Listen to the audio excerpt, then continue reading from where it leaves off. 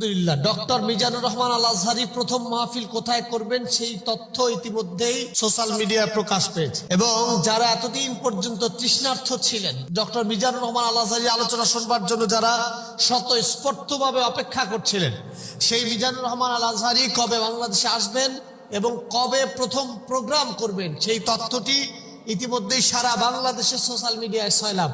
আল্লাহ তাআলার অসীম কুদরতে যে মানুষটা বাংলাদেশ থেকে চলে গিয়েছিলেন তিনি আবার মাঠে ফিরে আসছেন। মাঝে অবশ্যই এসেছিলেন কিন্তু ময়দানে তিনি কাজ করেননি, তবে এখন ওপেন ফিল্ডে তিনি একটি প্রোগ্রামের সিদ্ধান্ত নিয়েছেন।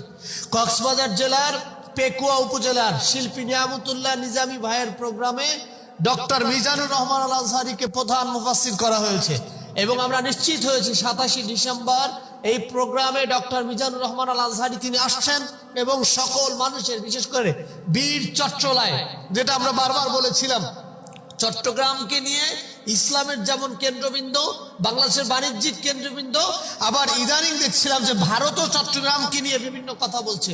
সেই বীর চট্টলায় যেখানে অলিয়া উলিয়াদের পদচারণায় বাংলাদেশ মুখরিত হয়েছিল, সেই বীর চট্টলাতেই প্রথম মাহফিল করতে যাচ্ছেন ডক্টর মিজানুর রহমান আল আজহারি। এই মিজানুর রহমান আল আজহারি হঠাৎ করে গোপনে বাংলাদেশে চলে গিয়েছিল এবং তাকে চলে যেতে যারা বাধ্য করেছিল আজকে তারা পালিয়ে গিয়েছে, আর মিজানুর রহমান আল আজহারি বীরের বেশে পেকুয়ার মাহফিলে আসছে। আপনারা কল্পনা করতে পারবেন না কি হতে যাচ্ছে কক্সবাজারে। এবং এই দিনটা মনে হয় এক অগ্নি ঝরা বক্তব্য সারা বাংলাদেশের মানুষ আশা করছে।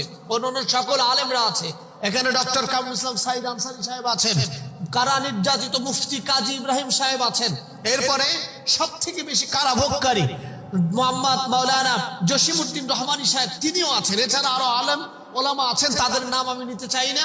তবে মিজানুর রহমান আল আজহারিকে নিয়ে যে আপনাদের আক্ষেপ, আপনাদের ইচ্ছা আকাঙ্ক্ষা ছিল যে আপনারা প্রথম মাহফিল কোথায় হবে, সেটি এখন আলহামদুলিল্লাহ নিশ্চিত হয়ে গেছে। যার ফলশ্রুতিতে বাংলাদেশে ইতিমধ্যেই সোশ্যাল প্ল্যাটফর্ম, বেসরকারি টেলিভিশন এবং সব জায়গাতে ছয়লাভ যে শিল্পী নিয়ামতুল্লাহ নিজামী ভাইয়ের মাহফিলে, এবং নিয়ামতুল্লাহ নিজামী ভাই জানেন যে আপনারা পেকুয়াতে এমন একটি প্রোগ্রাম করেন যে প্রোগ্রামের মাধ্যমে পুরো বাংলাদেশকে তিনি আনন্দে আত্মহারা করান এবং বাংলাদেশের সকল বড় বড় ইসলামিক স্কলারকে সেখানে নিয়ে পেকুয়াবাসীকে এক কোরআন হাদিসের চমৎকার মেসেজ দেন।